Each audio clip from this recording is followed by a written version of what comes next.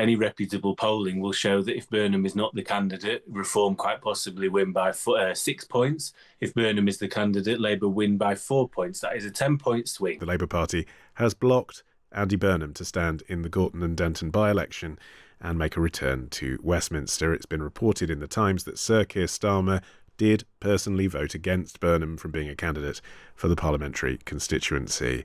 Former Labour advisor Matthew Torbitt is here. Hi, Matthew. Hi, Olly. Your reaction to all of this? Well, it's pathetic. I think what it shows is not only does Keir Starmer wish to write his own obituary when the by-election is quite possibly lost in February and Wes Streeting shortly after becomes Prime Minister when the party revolts, but it also shows a strategic ineptness that has been there since he's been leader. I think the most obvious thing would be to let Andy Burnham stand. If Andy Burnham lost the subsequent by-election, Andy Burnham would have to own that loss, and it would take somewhat of the pressure off Keir Starmer, who could continue. But he's popular. On. No, I mean, if they thought he was going to lose, you're right, that would be his risk. But the calculation, obviously, from Burnham's side was that he'd win.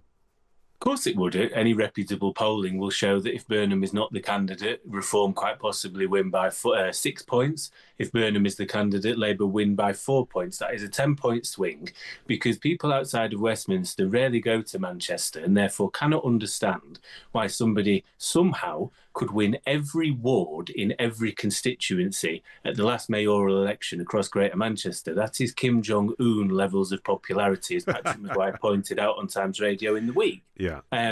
I think if he had won, therefore you invite him into the cabinet immediately, make him Deputy Prime Minister for all anybody cares. He has to show his loyalty. And if he really wanted to be leader, he would have to remain loyal, because he would lose MPs otherwise who would go, you've come here just to disrupt. It's inept, but it's from a leader with 1 foot out of the door who is about to find himself pushed out in the very short future. Okay, well, we know where you stand, Matthew. I suppose I should probably, look at this from the other perspective, which is, I guess, that Starmer's making a calculation on, it's bad either way for him, this backlash that we're now experiencing, or had he let him into the party, inevitably at some point having a competition against him. Better to take the short-term pain. He's taken plenty of that, but there's still 3 years left. Yes, of which there will be a competition against him. Are we just forgetting Wes Streeting exists and he's not really towing the party line when on the media round? Are we forgetting that Angela Rayner is getting her book ready and preparing to release the results of her subsequent HMRC investigation, which she hopes will clear her name and therefore allow her a run as the soft left and left-wing candidate? Leadership conversation does not go away because Andy Burnham is not in Westminster. It has been alive and well for the last 12 months, and for good reason. Now, some may question if that's because the leader is not quite good enough and is, by all approval rating polling, the most unpopular leader the country has seen in some time. That will be for the leadership to ponder. But, you look back over how the last 10 years has gone for the Tories and how the general electorate turned against the Conservatives, partly because of this kind of inner-party psychodrama machination. And you do think there is a sort of maybe a silent majority across the country, just leaving Labour aside for a minute, that just don't want more drama about who the leader is. They have a leader, he's unpopular, but let them get on with it and try and implement some policy. Yes, I think there is absolutely an argument for that. I'm open to hearing it. I think it's slightly different, and I think sometimes a little bit lazy when people point to that argument. Boris Johnson had to go because he was propping up, for all intents and purposes, an accused sex pest, and COVID. Less said the better about those contracts that were giving out to friends of the Conservative Party and the way that lockdowns were handled, not necessarily in a scientific way. So that's slightly different. Liz Truss obviously, of course, crashed the economy as much as she wished that people wouldn't say that about as she did. So she also had no choice.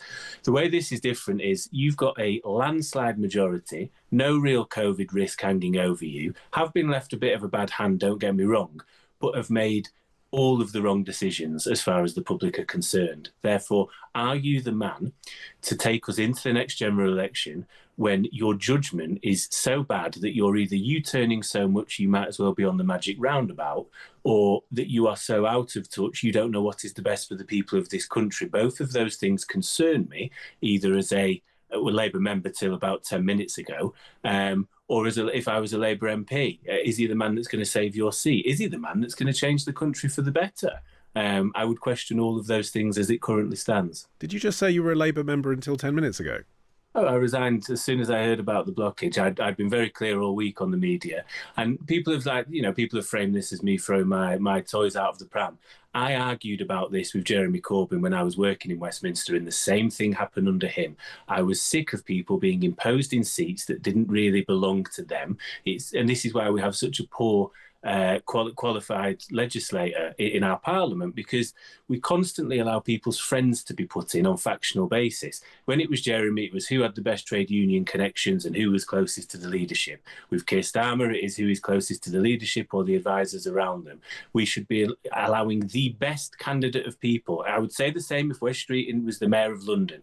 If he was the mayor of London and wanted to have a crack, you want him on the team. He's the best communicator in the Labour Party. Hold on, I mean, but he's the mayor of Greater Manchester, Andy Burnham. So from that perspective, isn't it best to have the best talent doing that? That's a really important job, rather than being, at the moment, he'd come in and be a backbench MP. At the moment, as if you're to believe Andy Burnham, I suppose. What I would say is, what is the greatest threat? Is it a reform government, or is it what's going on in Greater Manchester?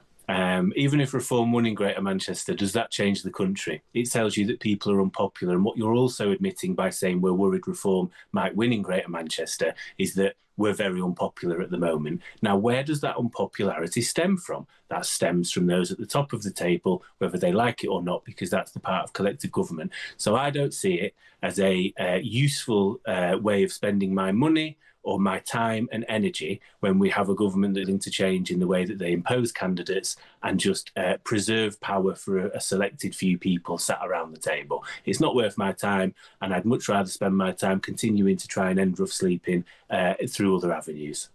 You'd still vote Labour, though? We'll see about that.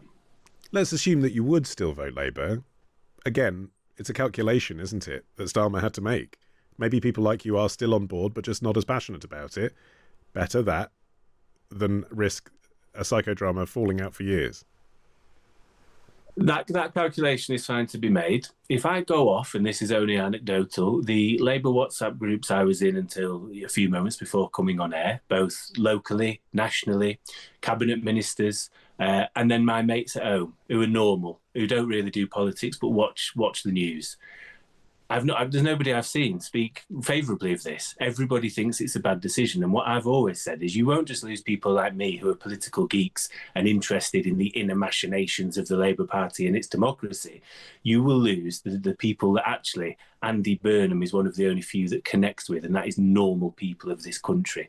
People that like him because he reminds them of their mate's dad, of the people, that the bloke down the pub that they go the football with, because he reaches out and touches people in a way that lots of politicians can't because they are politicians. He's not viewed as a politician, and if you lose the majority of normal people of this country and actually you potentially drive them into the arms of somebody like Nigel Farage through unpopular policy making and through inauthenticity, then I'm afraid I again have questions whether you are the right person to take us into the next general election.